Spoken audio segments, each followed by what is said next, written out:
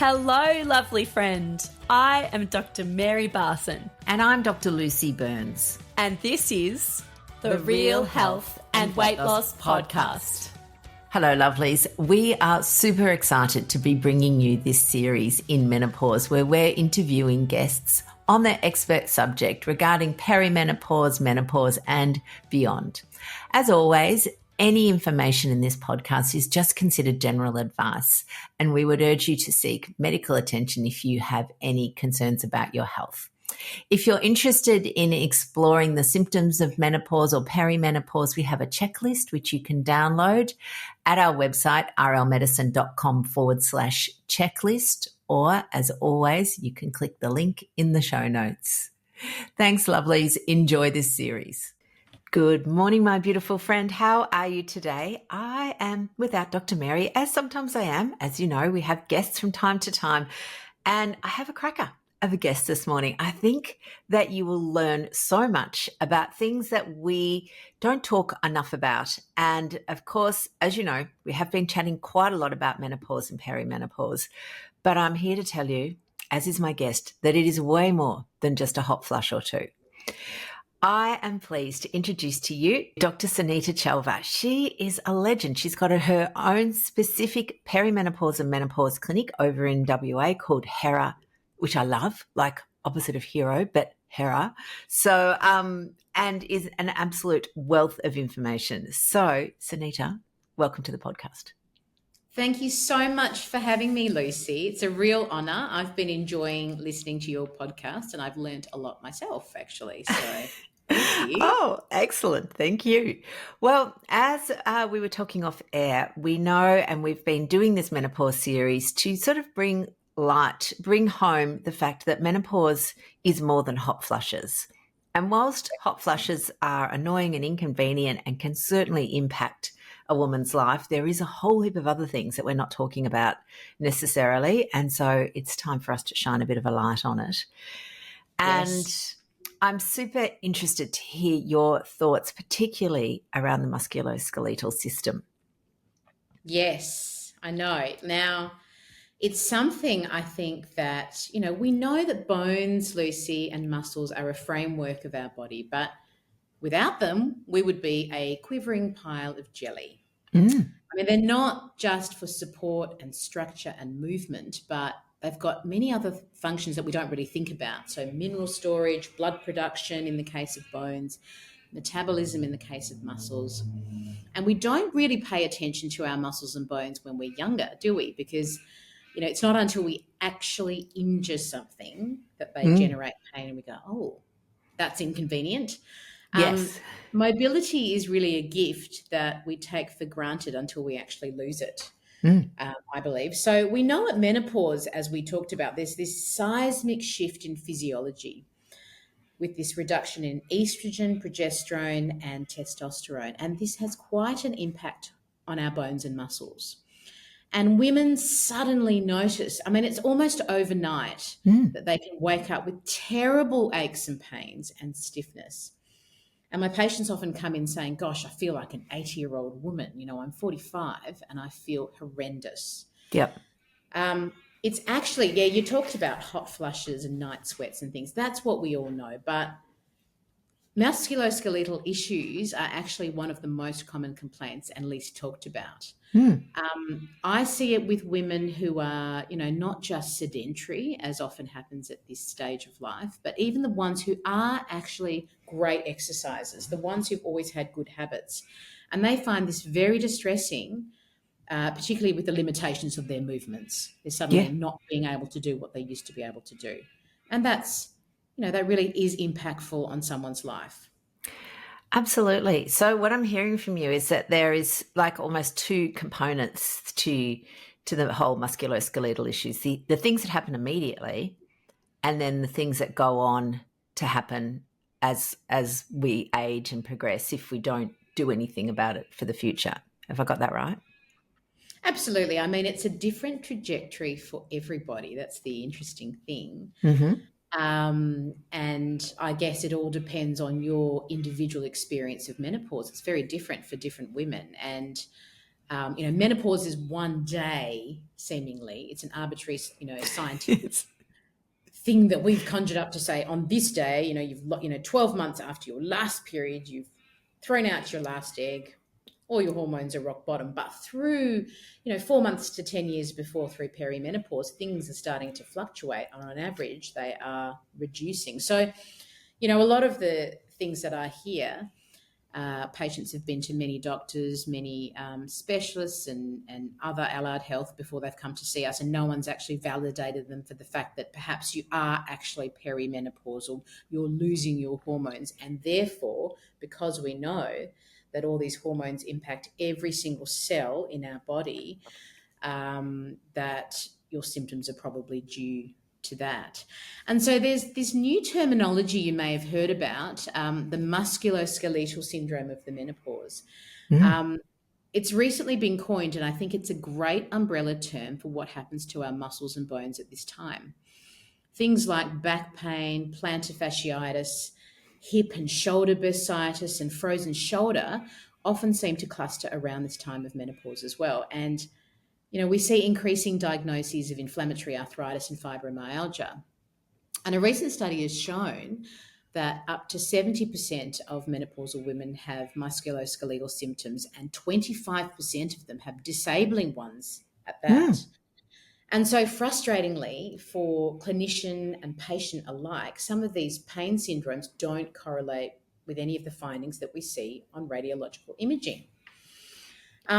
I actually have a lot of compassion for patients who come in complaining of severe joints, aches and pains, because actually part of my own menopause journey landed me at the rheumatologist with a diagnosis of seronegative inflammatory arthritis. I know you personally understand this very much as well. I remember feeling so sore, Lucy, bone weary, weak. I remember carrying this pot of boiling water from the stove across to the sink, and I didn't make it. And I spilled it all over the floor, and it was during a dinner party, and it was very embarrassing. I was put on methotrexate for years. My hair was starting to fall out. I wasn't feeling better. I went through early menopause, and I'd already started HRT at this point. But after quite a bit of research, I realised a few things. Probably I wasn't on an optimal dose of estrogen. Increasing it actually helped a bit. The other thing that struck me was that my gut health wasn't very good. And muscle loss definitely was contributing. So addressing these things meant actually that I didn't have inflammatory arthritis at all, but musculoskeletal syndrome of the menopause looking back. And I often see this same inflammatory picture coming in through the door with my perimenopausal and menopausal women. We know that estrogen particularly has a very anti-inflammatory effect on the body. And it's a really hard thing for doctors to differentiate. Because concurrently with aging, there's also the risk of autoimmune diseases like rheumatoid arthritis or inflammatory arthritis increase. So they can absolutely still be present in tandem, and they also need to be managed accordingly. So we can't just say, here's some HRT, it's all going to get better. We actually need to tease out these symptoms and see, what's actually going on here. So that's part of what we do in a consultation, but it's a really common presentation for sure. I think it's so interesting, isn't it? Because as you said, that estrogen, we know estrogen's anti-inflammatory. We also know that estrogen is important for bone and muscle health and tendons and ligaments. And we're seeing now, particularly with the increase of women in competitive sport, that things like their menstrual cycle affect injury rates and things like that. So we know that there is intense association between our female hormones and muscles, tendons, ligaments. But yet it's like there's this kind of cloudy wall that, you've gone through menopause, but that won't be the cause of your joint pain. It's like, what? Hang on. We've just established X, Y, and Z, and now we're going, no, it won't be that. It'll just be something, it'll be just, you've just got, an itis of some sort. You're just getting too old. Yeah. Yeah. Exactly. It's very, very frustrating for women, I think, to be told that. and it is impactful. I mean, women saying that they're sore turning over in bed at night. I mean, normally we're taught in medical school that's a red flag, something bad's going on here, but often there can just be this wonderful conglomeration of losing hormones, and we'll talk a bit more about this. I mean, how it's not just that, it's the far-reaching effects of the whole metabolic effect. Yep. Bones and muscles, yeah. Absolutely. And one of the things you said earlier too is that, it's all the hormones, there's hormone cells in, there's hormone receptors in every single cell. But the other thing that we see a lot of is that, all the hormones talk to all the hormones. And so, at our neck of the woods where we are really interested in insulin resistance, we see the decline in estrogen increases insulin. Women start gaining fat around their middle. If they weren't insulin resistant in the past, they often become insulin resistant. Correct. Their middle, their visceral fat is inflammatory. It sends out all these inflammatory mediators, adipokines, that then also just add to that inflammatory load. And it's like, wow, we're just one giant bag of inflammation. Absolutely. And I mean, we can talk to sarcopenia if you like. I mean, sarcopenia is, it's really only been, so what it means literally is muscle loss. And we really don't know enough about it because it's only been recognised as a disease entity since 2016, which is kind of scary.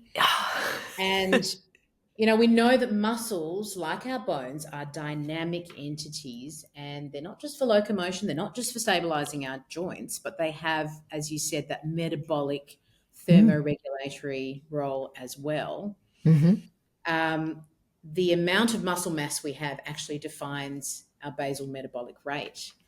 So, that's the rate we burn calories at rest. Yes, I like to call that where you lie around burning calories for free. Yes. Feeling strong. It makes sense, therefore, like you said, that sarcopenia is associated with fatty liver, diabetes, cardiovascular disease, and possibly even dementia too. And the menopause transition itself actually causes loss specifically of skeletal muscle independent of aging, which is interesting because, again, they're occurring in tandem. Yes. And estrogen loss rapidly at menopause leads to reduced muscle protein synthesis, increased muscle protein breakdown. We are more sedentary around this time. I mean, pain, as we talked about, low mood, fatigue. I mean, often that's why women shy away from being as active as they once were, and they prefer couch and a bit of Netflix, because why would you do that in the middle of winter, over exercise? And, women are often told, just take it easy. You don't need to be moving so much. Yeah. As you said, when we do exercise, Lucy, our muscles are less responsive to change. And that's often due to aging. So, yes, even my very active patients will say they pull up quite sore from the gym. Our nutrition, as you said, I mean, we don't eat enough protein. We're craving more carbs and sugar. That's the insulin resistance, the change in gut microbiome, more inflammation. So, yes, there's this wonderful vicious cycle that's set up. And that's why when women come into us, they're broken. And they find it hard to lift themselves out of that place, I think, because it's become this vicious cycle. And it's not just one thing. There's obviously this catalytic menopausal event or perimenopausal loss of hormones, but it's many factors. It's multifactorial. Like everything, as you said, it's all communicating together. Yeah, and I think there's two things in that. One is that means that you often need a couple of things to improve the situation. There's no magic bullet.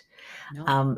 And, as you know, and I know you advocate, we're big fans of MHT or HRT as it used to be called, and it's I still call it HRT. Yeah, I know, because you say MHT and people don't know what you're talking about, but either or. The thing that I think is, and it can sometimes be the like the circuit breaker, so that you can take that or use that, and then suddenly you've got a little less pain, so you can then do your strength training, or you've got a little less, you're sleeping better, so you can remember to then do the shopping so that you can eat real food. That's a very important point. I think that it's not always, I mean, for some women, and it's actually less than I would always see, because there is no magic fix for anything. We know that for weight or for menopause itself. I mean, yes, HRT does actually help restore our levels to normal, and Yes. the flow-on effects are what are really important. What you do with that as well are really important, and that's why sometimes the catalyst needs to be HRT, because women cannot even entertain doing any of this without their hormones. And so, the other things that I like to talk about to women, particularly when we're talking about losing muscle, as you talk about, and you're better preaching at me about this, nutrition and protein intake, they're the building blocks of muscles. I mean, whether you're omnivorous, you're vegetarian, you're vegan, I think we know the Mediterranean diet has been shown to support muscle health and sarcopenia, and really high protein is important. Really high quality protein is important. Yes. So Yes. as you say, always, food is medicine. Good lean meats, fish, nuts, eggs. I think a guide for women is 1 gram of protein per kilogram. This is post menopause. 1 gram of protein per kilogram of body weight daily. Yeah. And that's probably more than you or I, or most of us eat. So I'm it's pretty good at hitting that macro now, but yes, it's something that you have to learn to do. And people struggle because it's very filling, which is great. Again, I always go, great. How amazing to be able to eat, like we're telling you to eat more of something. And for decades, women have always been told to eat less. Put stuff in, don't take it away. I mean, that's what I say to my patients as well. Yeah, crowd out the junk is a great, it's one of Dr. Mary's favourite sayings, particularly, around kids, because, kids are attracted to shiny objects, and we all know that junk food is marketed to children. And, but if you can crowd out the junk, then they're less likely to overconsume it. Correct. Yeah. So it's interesting. So with the women that you see then, the type of advice you give them for muscles, because I think just taking a step back again is that, the women that you and I are seeing are women, but sort of, 40s, 50s, 60s, give or take. And we've all dieted for such a long time. And been on that diet roller coaster of losing weight, gaining weight, losing weight, gaining weight, being good, whatever that means. And now, we get to as part of that, our inner, I guess, vision has been that we need to be small and thin. And the sentence that I used to say in my head was, I didn't want to bulk up at the gym, Exactly. You didn't want to get too big. And even that's what now, we were told. Really? I mean, it's like the Olivia Newton-John, let's get physical, the little weights. Yeah. Do little movements. Yeah. It's a real about turn, isn't it? Yeah. And now we need to know that actually being strong is good, that being strong is feminine, whatever that means. Correct. That means different things to different people. Women. And that we don't need to be small or little or tiny or diminutive or whatever other adjective has been to describe us as humans in order to be an acceptable woman. Correct. I think that, now, and I think, studies have shown that increasing resistance training is really important, not just for our muscles, but for our bones. And we'll talk about bones because that's extremely important for later life.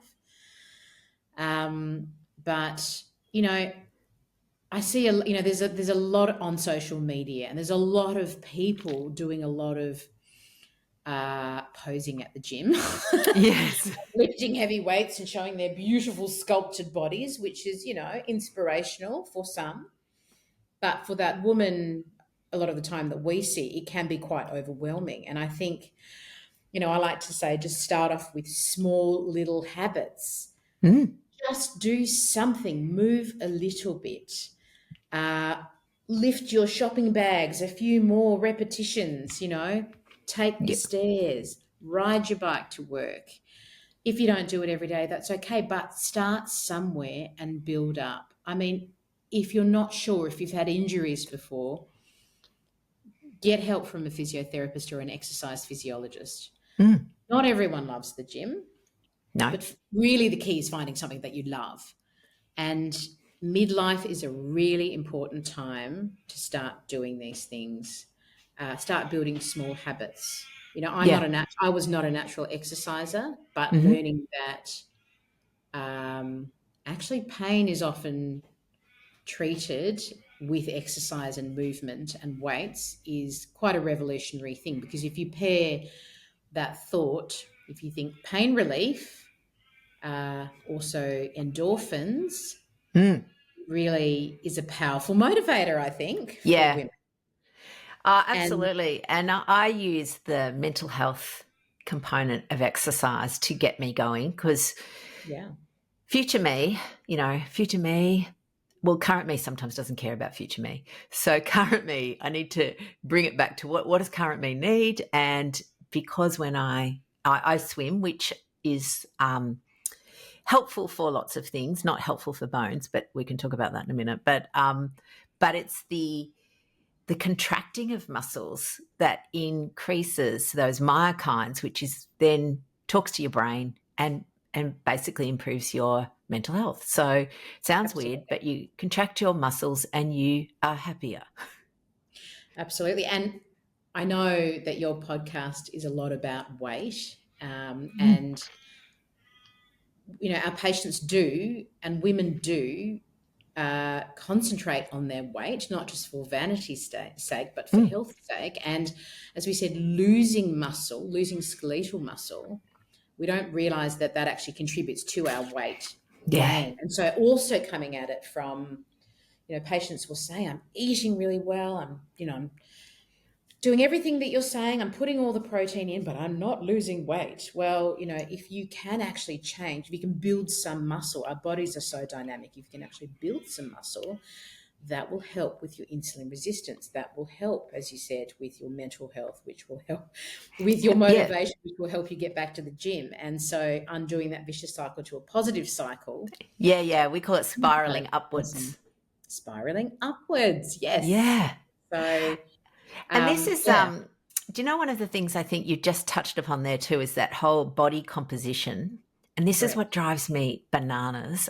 Yes. And, it is the hill that I will die on, which is when people tell women to cut their calories, or they'll Yep. go, based on your height and weight, this is how many calories a day you should eat to lose weight. And it's Very like archaic. Very, so very archaic. archaic. Input, output. Yeah. No. So simplified, and they will and because it sort of promises this simplicity, people are Yes. attracted to it. Yes.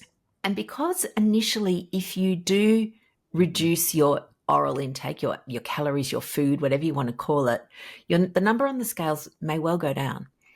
But that doesn't mean that you've lost fat. It doesn't mean that you've improved your health. No. And it is unlikely for that number to stay down. That's right.